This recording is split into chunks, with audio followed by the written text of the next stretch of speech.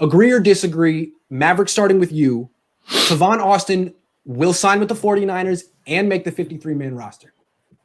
I mean, I think he should sign with the 49ers. They need that speed threat. He's very versatile. He can be used out of the backfield. He's done that with the Cowboys and the Rams. And Kyle Shanahan loves using receivers out of the backfield.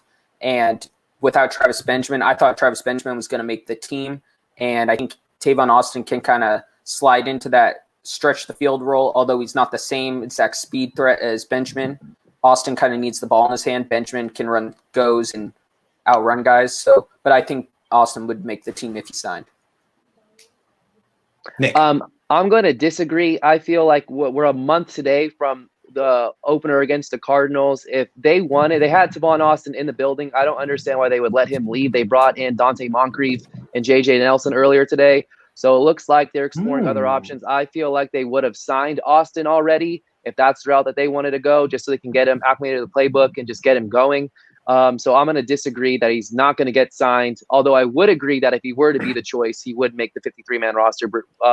He's an additional returner. He's a Swiss Army knife guy. He can line up all over the field that I'd be really excited to see in Shanahan's offense. I just don't see it happening.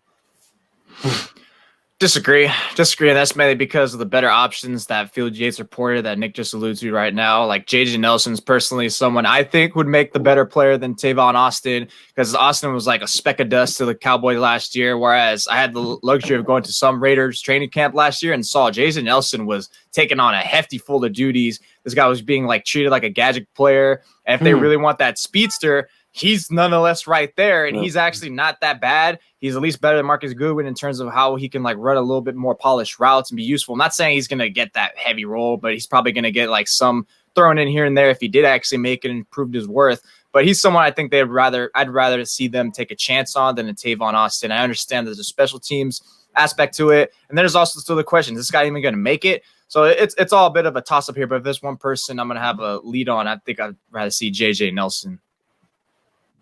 Okay. So it's tough because this is a two-part question. Does he get signed, and does he make the team? Right. I'm going to say agree, because if they sign him, I believe he does make the team. And from what I understand is he's actually coming in tomorrow. He hasn't visited the team yet. So he's coming in tomorrow with Moncrief and J.J. Nelson. Moncrief, we saw it in Pittsburgh. He didn't even last the season. He just couldn't catch anything.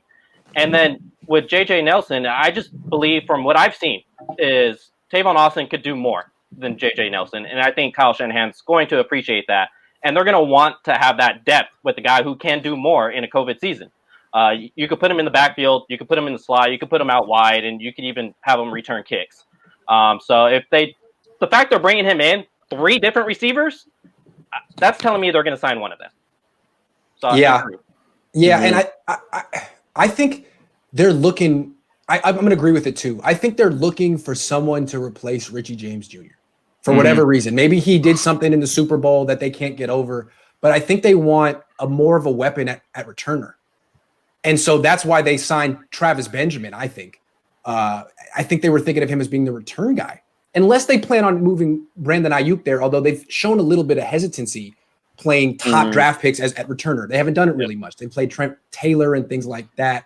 So the fact that they are interested in Tavon Austin after losing Travis Benjamin makes me feel like they're looking for a specific person to replace Richie James, which gives Tavon Austin a chance. So I think he is going to make the team, but we'll see.